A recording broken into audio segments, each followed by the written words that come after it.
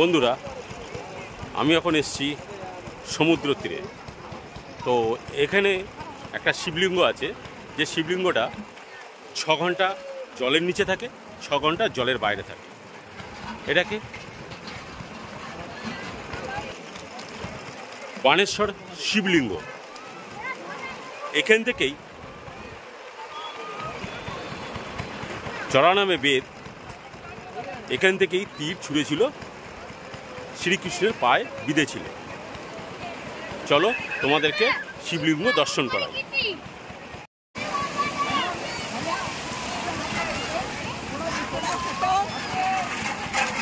বন্ধুরা, এই হচ্ছে সেই শিবলিঙ্গ।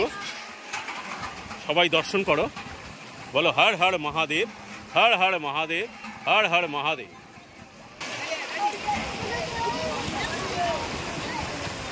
এটা হচ্ছে আরব সাগর,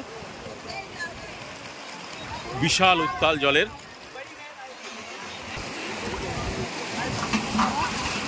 তাহলে বন্ধুরা, এখানে আসো, ভালো লাগবে।